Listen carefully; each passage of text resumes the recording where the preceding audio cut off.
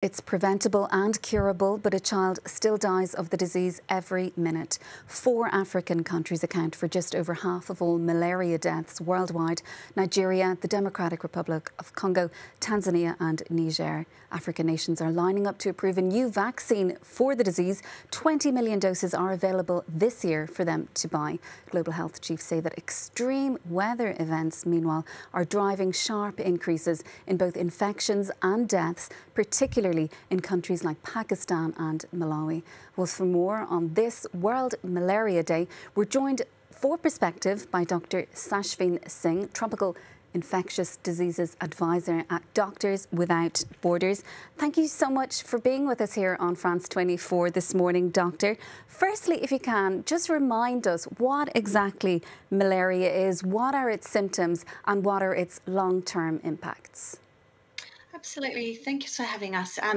So malaria is a very challenging, life-threatening disease which has been spread by the parasite called Plasmodium, and this is transmitted to humans by the bite of an infected mosquito. Now, there are various parasite species that cause disease, but 2 are quite problematic, and 1 in particular can cause quite rapidly progressive and severe disease. So the symptoms are that people will get fever and chills and headache or body aches, which can initially be mild and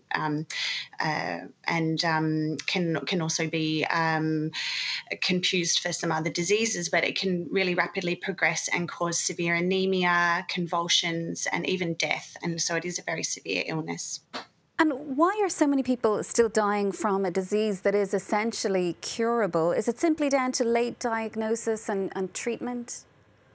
Yeah, it's a great question. I think malaria control is really very challenging. It's a very smart parasite and can really has been known over the years to be evading certain treatments. So because its life cycle is extremely complex, it can be quite difficult to control. But we do have multiple different measures of prevention to prevent people getting bitten and infected, and then to prevent infection progressing once they have potentially been bitten.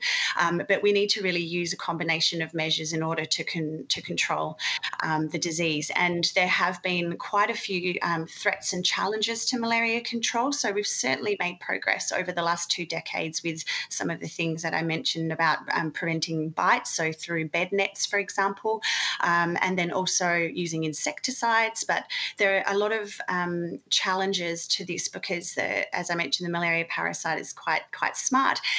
We're seeing emerging resistance to various insecticides. There's even emerging resistance to some of the treatments that we use.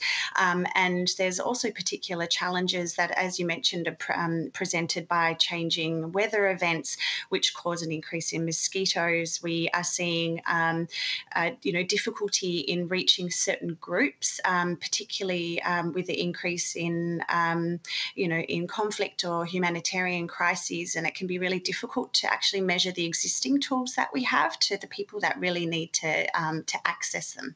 You mentioned climate change there briefly, Doctor. The WHO says malaria cases, they rose 4-fold in Pakistan following those devastating floods that we saw last year. So can you just explain to us how exactly climate change is impacting the fight against the disease? Well, extreme weather events really change the type of, the number of mosquitoes that are around. But it's not just the fact that there can be more mosquitoes, and more breeding grounds for mosquitoes. But it's also these extreme events can also really disrupt the access to care for patients. So we see disruptions in the ability for primary healthcare facilities to be functioning and for people to reach early access to treatment. As I mentioned with some of the symptoms previously, particularly with some of the types of malaria, particularly falciparum malaria, which is the most aggressive form, can really rapidly progress. And if patients are not treated within 24 hours of getting symptoms, they can get quite sick very quickly. And really, these extreme events do also disrupt the ability for people to access this early testing, early diagnosis and early treatment if they are already infected. So it's quite multifactorial. And you mentioned the progress earlier that's being made in fighting the disease. Let's talk a little bit about vaccines. They're currently being rolled out in some African countries. How hopeful are you about the likely impact that they may have on populations there? Yeah, so it is an exciting time to be working in malaria. So we know that malaria vaccines are in the horizon. They are no magic bullet. They're not perfect. Their effectiveness in the real world have been sort of proven to prevent about a third of cases. So people can still get infected. We're still going to see malaria. However, even though it's an imperfect tool, it is really another tool to add to our toolbox.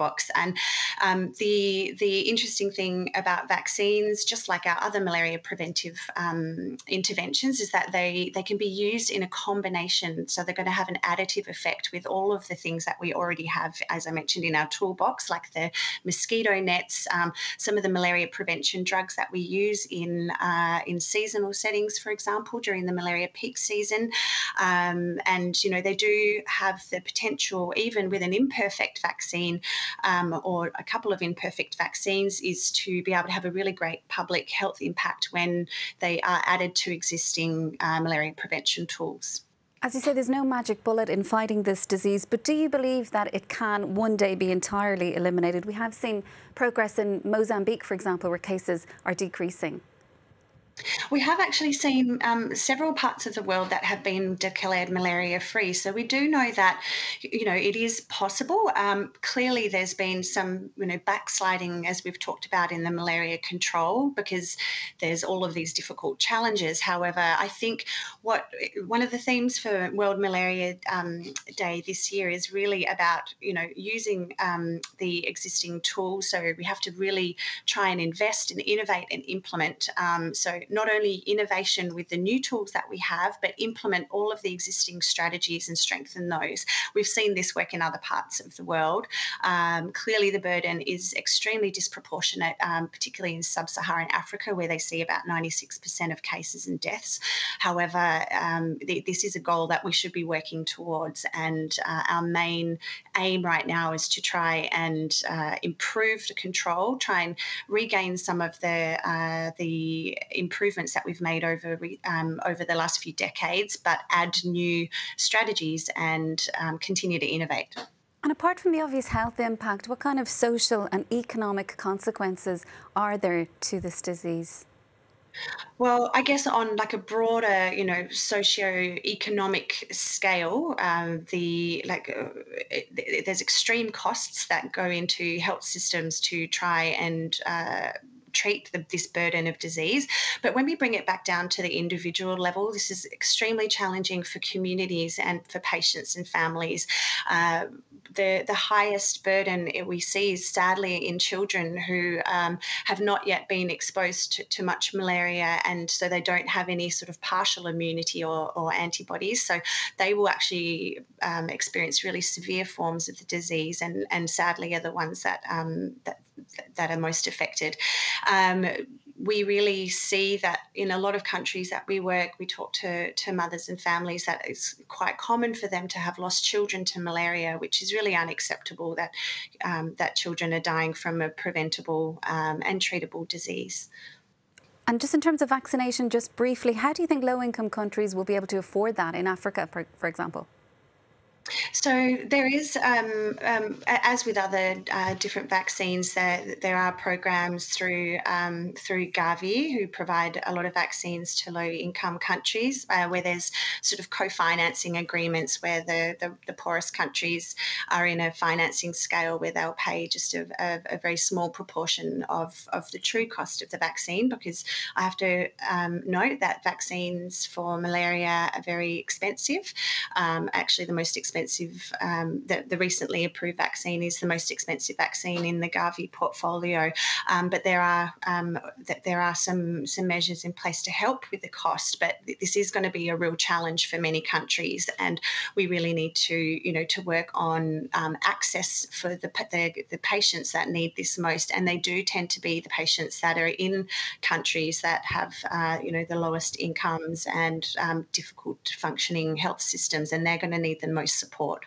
So we really need to make sure that there's an increase in investment to improve not only the access to vaccines, but also improve and expand the access to the existing strategies that we have.